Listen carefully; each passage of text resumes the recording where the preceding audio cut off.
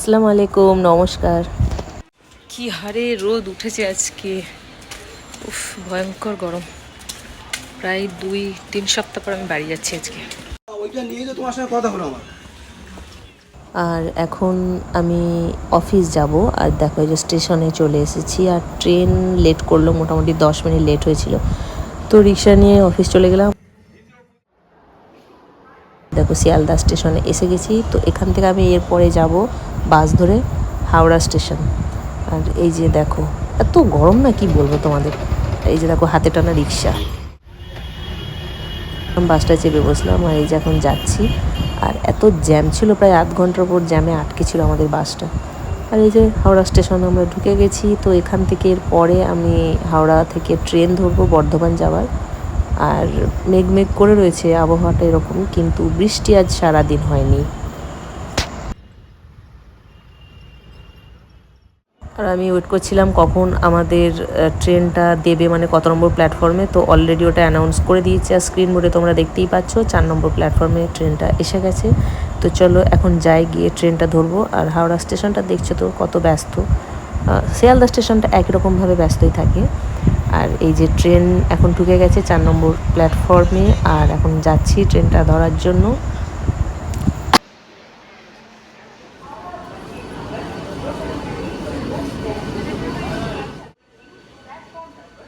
আজকে গরমে না আমার অবস্থা একদম খারাপ হয়ে গেছে, কি বলবো তোমাদের। মানে জলের বোতলটা একটু ঠান্ডা ছিল, আমি মাথায় দিচ্ছিলাম যাতে একটু মাথাটা ঠান্ডা হয়। প্রচণ্ড গরম ছিল। আর আমি দেখছি যে লেডিসটা কোন দিকে পড়ে, তো আমি লেডিসে উঠবো আর কি। তো লেডিসটা পেয়েছি, এখন লেডিসে উঠে যাচ্ছি। ট্রেনটা বর্ধমানে ঢোকার কথা 4টের মধ্যে, আর ঢুকছে 5টার মধ্যে। তো এখন স্টেশন ছেড়ে বেরিয়ে যাচ্ছি। আর এই যে দেখো এরপর আমি বাস ধরেছি, বাস ধরে আমি আমার গ্রামের দিকে যাচ্ছি। আর ওয়েদারটা দেখো কি সুন্দর লাগছে, মানে সূর্য অস্ত যাবো করছে, তো তাই এত সুন্দর লাগছে। গ্রামের রাস্তা, দুধারে ধান ক্ষেত, কি ভালো লাগে।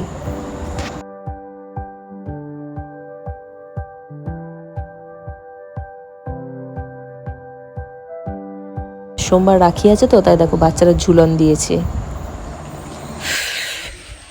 ফাইনালি ঘরে এলাম, মানে বাড়ি এলাম, বাড়ি ঢুকবো আর কি। বাড়ির সামনে রাস্তা দিয়ে হাঁটছি।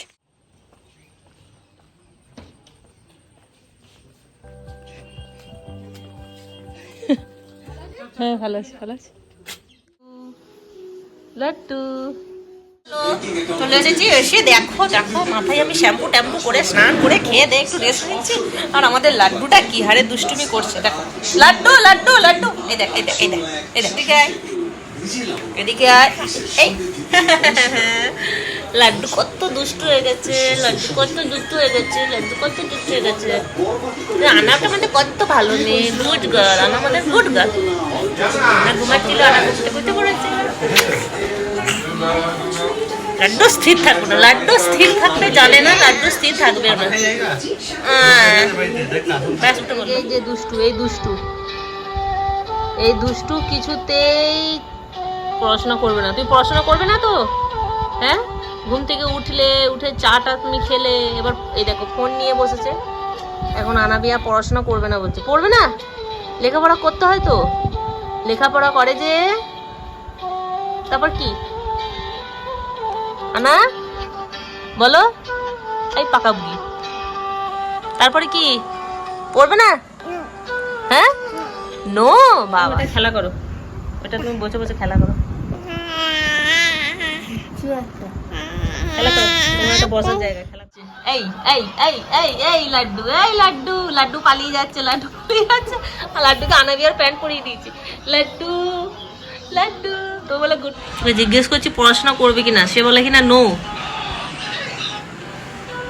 তো ঠিক আছে চলো, রাত হয়ে গেছে, এখন বাজছে রাত 8:30। আর আজকের ব্লগটা এই পর্যন্ত। অনেকদিন পর একটা ব্লগ দিলাম, তো ব্লগটা কেমন হয়েছে তোমরা আমাকে অবশ্যই জানিও। দেখা হবে তোমাদের সাথে নতুন আর একটা ব্লগে। তোমরা সবাই খুব খুব ভালো থেকো, সুস্থ থেকো, বাই বাই, গুড নাইট। আনা একটা গুড নাইট বলে দে তো, গুড নাইট বল, জোরে বল।